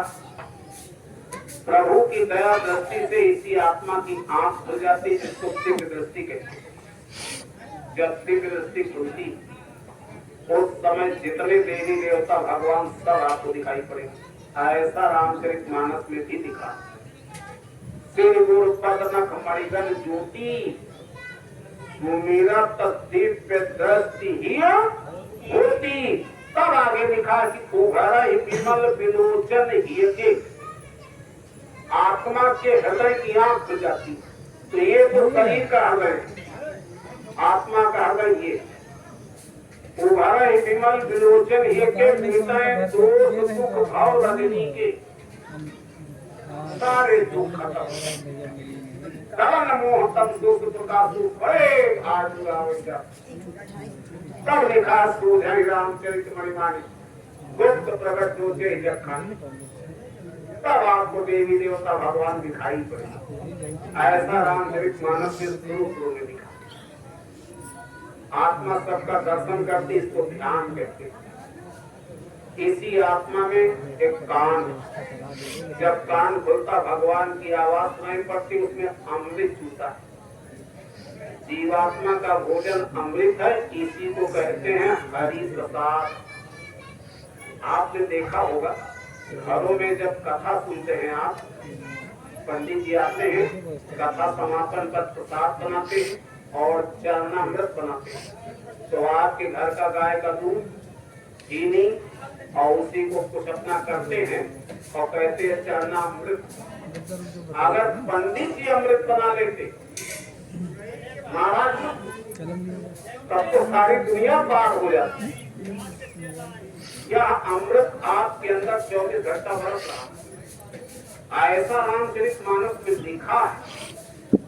सुधा दृष्टि भाई दो दल माई, यही दो दल कमल में आत्मा बैठी है। एक तरफ शील क्षमा विरह विवेक संतोष, एक तरफ काम क्रोध लोभ मोह अहंकार, लेकिन ये भालू का परिचय है। जिसके अंदर शील क्षमा विरह विवेक संतोष जाग जाते, आत्मा जाग जाती, वो आत्मा अमृत।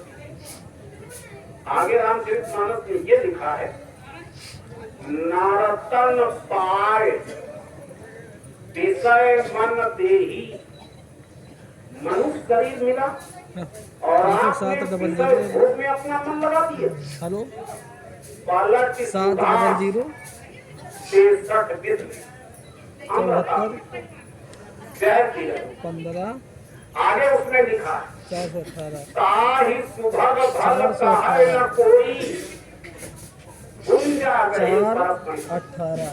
अरे इस मनुष्य शरीर में प्रभु से मिलने का रास्ता, अमृत पीने का दरवाजा है और दरवाजे पर बैठे और दरवाजा खोल करके अपने मालिक का दर्शन नहीं, हरि प्रसाद नहीं ग्रहण किया, तो बताओ आपको कौन अच्छा कहेगा, कौन अच्छा? जो मनुष्य अपनी आत्मा को जगाकर परमात्मा से मिला लेता है, इसी को भजन कहते हैं। सुमिरन ध्यान भजन करके अपनी आत्मा को परमात्मा से मिला लेता है, आदि से अंत सब कुछ जान जाता है। रामचरितमानस में लिखा, जानत तुम्हें तुम्हें हो जाएगा। अगर आप उस चीज को जान गए, यानी प्रभु को जान गए, तो प्रभु के समान हो जाओगे।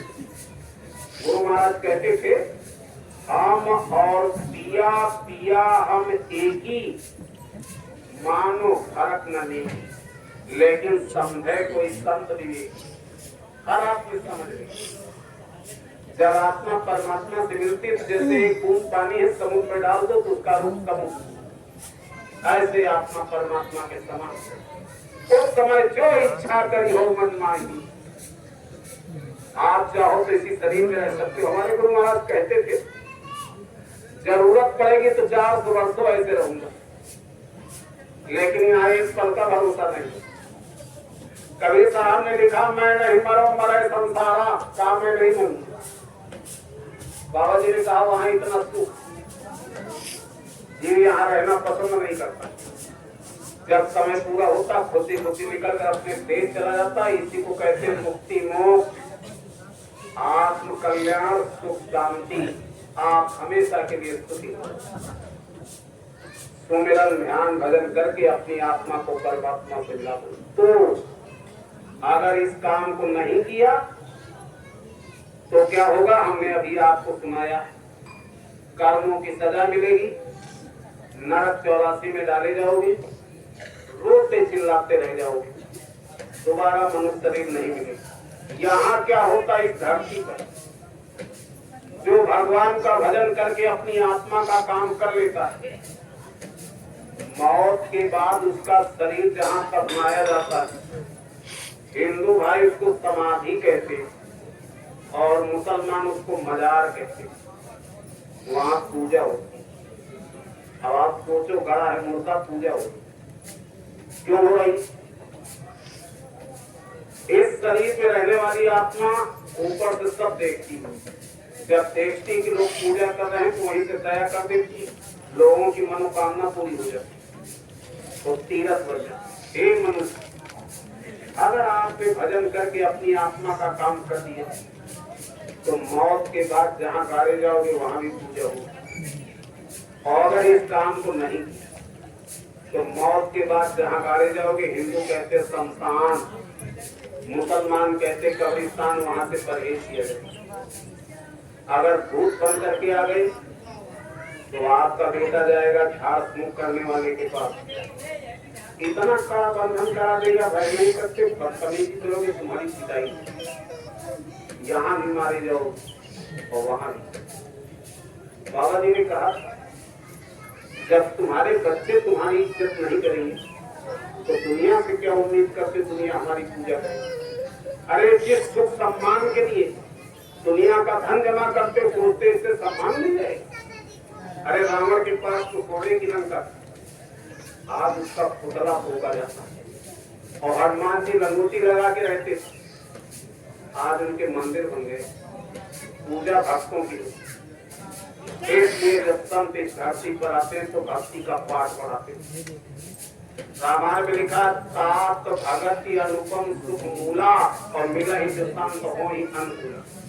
कोई समय का संत मिलेगा तब आपकी भक्ति पूरी होगी, तब आप सुखी होगी, ऐसा लिखा। देखो बाबा जय गुरुदेव महाराज ने एक आदेश जारी किया, गांव गांव सेवक उपसेवक बना दो, अध्यक्ष उपाध्यक्ष बना दो, भजन की टोलियां बना दो, भजन करो और कराओ। आगे जो खराब समय आ रहा भगवान के भजन से रक्षा होगी, बाकी तुम्हारे सभी संसाधन फेल हो जाएंगे। ये बात बाबा जय गुरुदेव महाराज ने कहा। पूज्य महाराज जी ने कहा कि नियम बना लो, पहले भगवान का भजन करेंगे और बाद में भोजन करेंगे तो यहाँ भी सुखी रहोगे। और इसलिए हे प्रेमियों, आज से आप लोग संकल्प लेकर के जाओ, यहाँ 1 घंटा सुबह 1 घंटा शाम सब लोग सुमिरन ध्यान भजन करो। अगर आपको नाम नहीं मिला तो बाबा जी के उत्तराधिकारी पूज्य महाराज जी ये भेद बताते हैं, ना आपको चेला बनना है ना आपको दक्षिणा देना, सुन करके समझ करके सुबह शाम करना। जब आप करोगे तो आपको अनुभव में आए सही है तो करना, और ये लगे गलत तो मत करना। फिर क्या करना, किसी सच्चे संत को ढूंढ लेना और रास्ता लेकर के भजन करना। जो आपका कल्याण कर दे उसी से करा लेना। महात्मा कभी किसी की निंदा बुराई नहीं करते। ये बात बाबा जय गुरुदेव महाराज कहते हैं। हम आपको निमंत्रण देने आए 28 नवंबर से 2 दिसंबर जय गुरुदेव आश्रम मथुरा में दादा गुरु का भंडारा। 30 तारीख को प्रातः 7 बजे से पूज्य महाराज जी का सत्संग होगा। उसमें जीव कल्याण का भेद आपको मिलेगा, तो आप सब परिवार इसमें सहित अवश्य पधारिए। बाबा जी ने अपने गुरु की यादगार में एक मंदिर बनवाया, उसमें जीता जागता देवता बैठा। मंदिर का देवता आपके गुनाह माफ करेगा, आपको बरकत देगा और आपकी एक मनोकामना पूरी होगी। आगे इसकी जरूरत सबको पड़ेगी। ये बात बाबा जी कहते हैं। क्यों पड़ेगी? आगे कुदरत कर्मानुसार सजा देने जा रही। कुदरत है नाराज खड़ी, आगे तबाही बड़ी। अभी आपके पास समय है, चल करके माफी कराओ। बाबा जी ने कहा था कुदरत के एक थप्पड़ में 20 करोड़ का सफाया। कितने थप्पड़ मारेगी कुदरत जाने। लाखों के लाखों का होगा नजारा, सुने तो जाओ सुने सामने। और आगे का जो समय आ रहा भजन से काट और ही आपके पास समय चलकर माफी कराओ। दूसरी बात, आगे महंगाई इतना बढ़ेगी, दिन में तारे नजर आएंगे। काम चलेगा बरकत, तो मंदिर का देवता बरकत दे रहा, गुनाहों की माफी कर रहा और आपकी एक मनोकामना पूरी करेगा। यह दौलत दुनिया में और कहीं नहीं, आगे इसकी जरूरत सबको पड़ेगी। ये बात बाबा करेगी। और आपको क्या करना पड़ेगा? देखो बाबा जी कहते थे जिसके देश में रहो उसके नियम का पालन करो, तब आप खुशहाल रहो। ये काल का देश, काल भगवान ने आपको मनुष्य बनाया तो आप मनुष्य बनकर रहो। इसी को कहते हैं मानव धर्म, मानवता परमार्थ की जमीन। जब तक आपके अंदर मानवता नहीं आई आप भजन नहीं कर सकते। तो मानव धर्म क्या है, इसी को सुन लो, इसके बाद करना। नंबर 1, अपना काम मेहनत ईमानदारी से करना तो आपको 3 चीजें मिलेंगी। नंबर 1 बरकत, नंबर 2 तुम्हारा खानदान फलेगा फूलेगा, नंबर 3 मेहनत ईमानदारी की कमाई खाकर भगवान की पूजा करोगे तब भगवान आपकी पूजा को सुनेगा।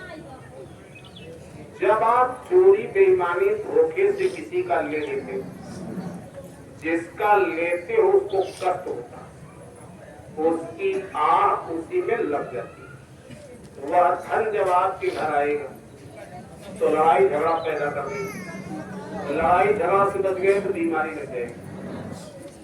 बाबा जी ने कहा घर घर जज बैठा तो झगड़े नहीं खत्म हुए, नर्सिंग होम खोल तो बीमारी लग जाएगी। बीमारी और लड़ाई में जीवन निरर्थक चला जाता है। इसलिए सब लोग अपना ईमान बचा के रखें। नंबर 2, मांस मछली अंडा शराब इसका सेवन कभी मत करना। जाने अनजाने अगर गलती हो गई तो आज से छोड़ दो। बाबा जी ने ये बात कहा था कि आपको नर्क 84 से बचा लिया जाएगा। नहीं मानोगे तो दूना सजा मिलेगी। नंबर 3, इस धरती पर जितने स्त्री पुरुष बच्चे बच्चियां हैं सबका शरीर एक ही मसाले से बना, बनाने वाला कारीगर एक।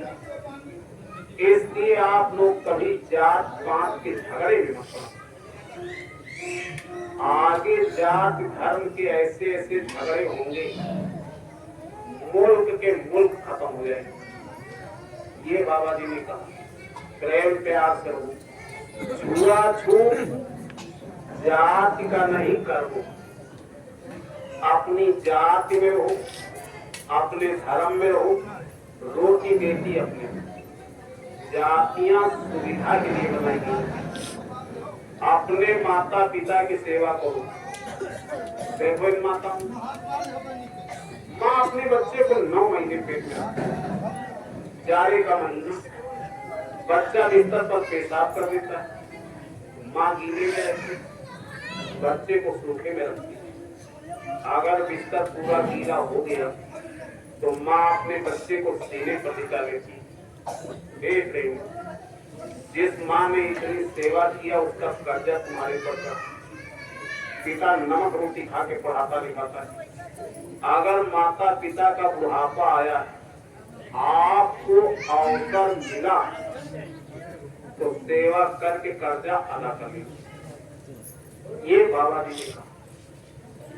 अरे माताओं बैठो, अपने सास ससुर की सेवा। किसकी सेवा? बहुत कम लोग बोल रहे क्या मामला, ठीक नहीं क्या?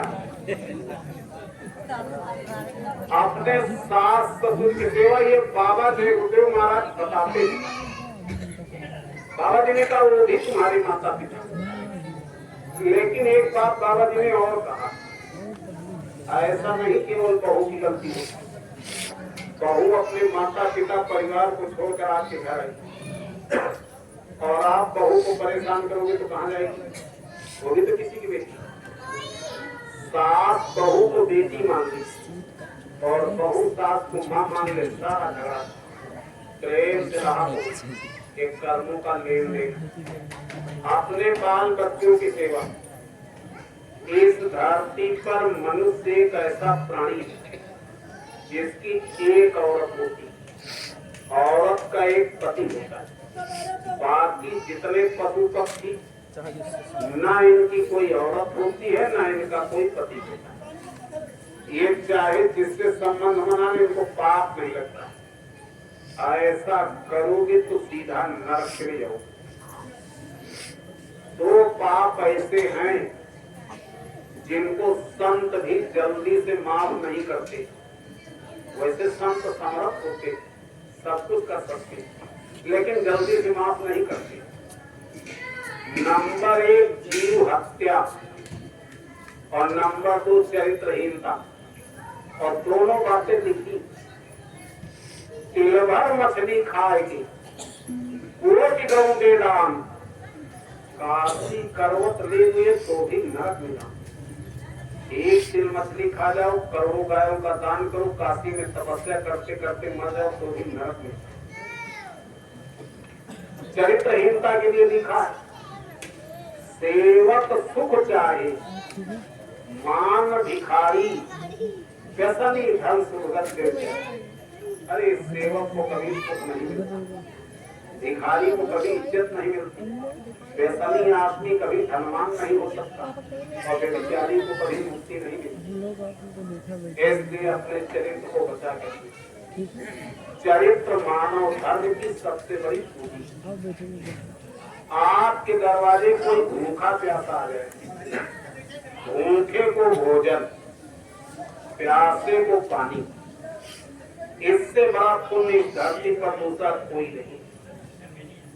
और कम से कम 1 घंटा सुबह 1 घंटा शाम भगवान का भजन, ये है असली मानव धर्म। पूज्य महाराज जी इसको एक लाइन में सुनाते, सत्य दया आदर प्रेम सेवा परोपकार आदि मानव गुणों को अपना कर भगवान का भजन करके अपनी आत्मा का कल्याण करा लेना, ये असली मानव धर्म है। यह संदेश संतों के दरबार में होता है, इसलिए आते जाते हो दर्शन सत्संग सेवा सुमिरन ध्यान भजन, इसी से काम हो जाएगा और कभी किसी की निंदा बुराई न कर। बाबा जी ने कहा जिसकी बुराई करते उसका पाप तुम्हारे ऊपर आ जाएगा। अब आप एक छोटी सी कहानी सुनो। जब रावण मारा गया, भगवान राम ने लक्ष्मण से कहा अभी रावण जिंदा, जब आदमी पूछा, लक्ष्मण गए मुंह के पास खड़े हो गए, कहा राजनीति बता। रावण कुछ नहीं बोला, लौट आए। भगवान राम ने पूछा कुछ बताया? कहा भैया वो तो बड़ा अहंकारी, कुछ नहीं बोला। कहा ये बताओ तुमने पूछा कैसे? कहा मुंह के पास खड़े हो गए। कहा लक्ष्मण नीति ये कहती, अगर किसी से कुछ पाना तो छोटा बनना पड़ता, जाओ पैर छू, रावण सब बता देगी। लक्ष्मण गए, पैर छूकर जब खड़े हुए तब रावण ने कहा अच्छा राजनीति पूछने आए हो? कहा जिंदगी में 3 बातें याद रखें, बड़े काम की बातें हैं, सुन लो। बाबा जय गुरुदेव महाराज ने सुनाया। नंबर 1 अच्छा काम तुरंत कर लेना, अच्छे काम में कभी वादा मत, बुरा काम कल पर टाल देना, और दुश्मन को कभी छोटा मत समझना। रावण ने कहा हमने इसके उल्टा किया। कहा मेरे दिमाग में आया स्वर्ग में सीढ़ी लगाओ।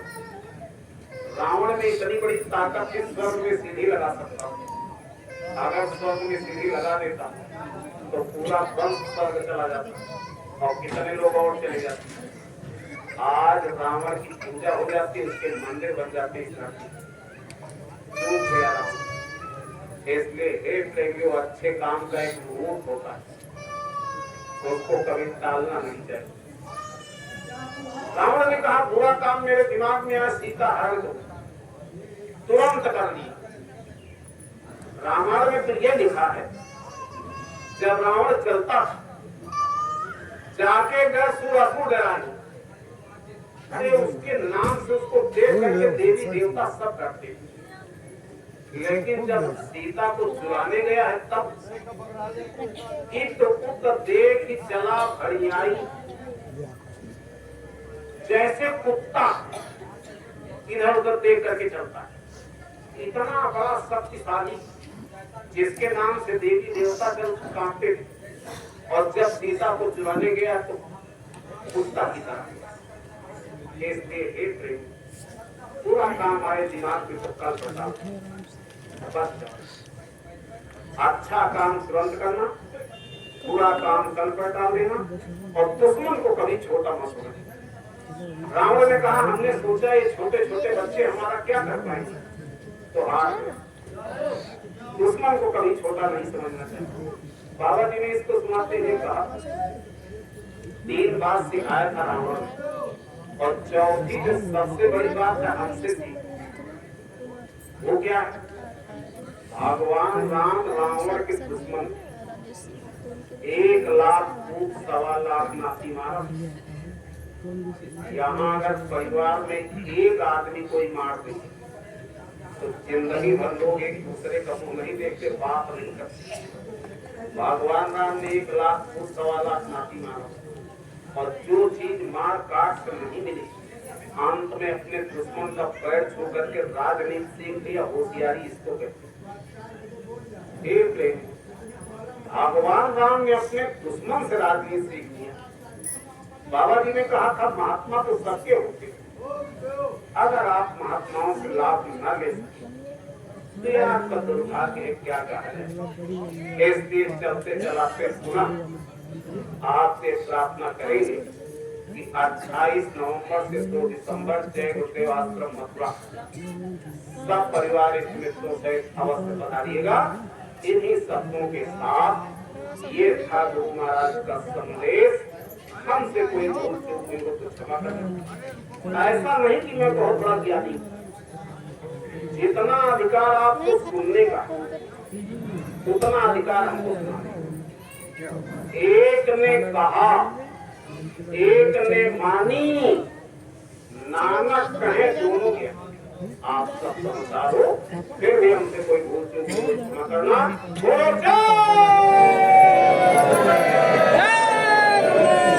बाबा जी का कहना है, हाथ जोड़कर विनय हमारी, बाबा जी की अर्जी है,